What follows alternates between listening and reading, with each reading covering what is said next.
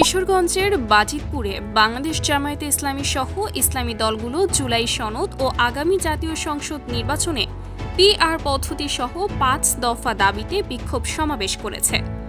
শুক্রবার ২৬ সেপ্টেম্বর সকাল ১০টা থেকে বাজিতপুর পৌর সদরের মডেল মসজিদ এলাকা থেকে মিছিল বের করে গুরুত্বপূর্ণ রাস্তা প্রদক্ষিণ শেষে বাসমহলে এসে সংক্ষিপ্ত সমাবেশের মাধ্যমে শেষ হয়। আমরা পিআর চাই, এই জন্য চাই বিশ্বের যে কটি রাষ্ট্রে পিআর পদ্ধতি আছে কোন রাষ্ট্রে হাঙ্গামা নাই, দাঙ্গা নাই, দুর্নীতি নাই। আমরা এই জন্য পিআর চাই।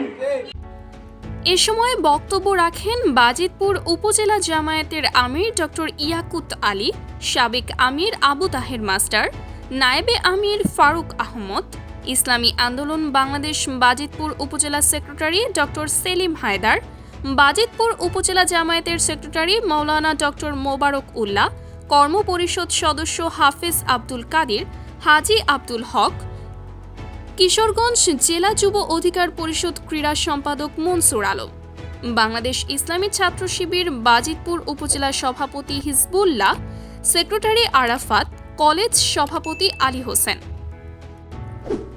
আরও উপস্থিত ছিলেন পৌর জামায়াতের সভাপতি রফিকুল ইসলাম, সেক্রেটারি জুবায়ের আহমদ, পিরোজপুর ইউনিয়ন সভাপতি ডক্টর হাবিবুর রহমান, হালিমপুর ইউনিয়ন সভাপতি রুবেল খান, সরারচর ইউনিয়ন সভাপতি মাহবুবুর রহমান রাজন, হিলচিয়া ইউনিয়ন সভাপতি আমিনুল ইসলাম, দিলালপুর ইউনিয়ন সভাপতি শফিকুল ইসলাম, দিঘিরপাড় ইউনিয়ন সভাপতি মাসুম মিয়া, কৈলাগ ইউনিয়ন সভাপতি আজিজুল হক রতন সহ স্থানীয় জামায়াত নেতৃবৃন্দ।